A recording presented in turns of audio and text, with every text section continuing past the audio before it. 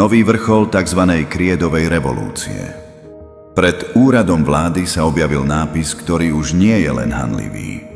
Je desivý. Začalo sa to nevinne. Študent Múro a jeho kriedové čmáranice, ktoré zaplavili celé Slovensko. Tvrdil, že je to pokojný prejav. Nikomu neubližuje, len farba na chodníku. Ale dnes sa pýtame, kam až to celé prerástlo. Poslankyňa Marcela Čavojová upozorňuje, že hranica bola prekročená.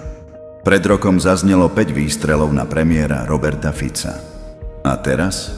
Na pamätníku novembra 1989, priamo pred úradom vlády, sa objavil odkaz, ktorý už nie je protest. Je to výzva. Nápis: Vláda je škodná a škodná sa strieľa. Čavojová tvrdí, že sa to celé skrýva za heslá o slobode prejavu, za reči o hrdinstve a zatváraní politikov. Takéto nápisy pred úradom vlády hovoria o ďalšej streľbe, varuje.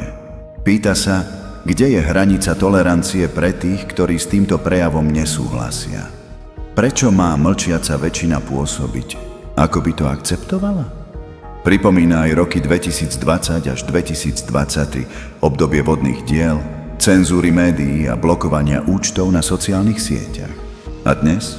A dnes práve tí, ktorí to robili, hovoria, že teraz sú utláčaní a obmedzovaní vo svojom prejave. Zároveň dodáva: Nie pani prezidentka Čaputová čelila streľbe, ani pána Šimečku nezatkli pred protestom. Napriek tomu sa na nikoho nepoužívajú tieto zákerné nezákonné praktiky. Kriedová revolúcia mala byť o výraze názoru.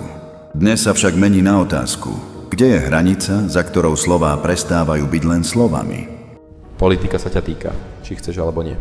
Tak prestaň len pozerať a začni konať. Napíš komentár, povedz svoj názor, daj odber, hneď teraz. A nezabudni kliknúť na zvonček. Odoberaj, sleduj, zdieľaj. Toto je realita. Toto je Slovensko.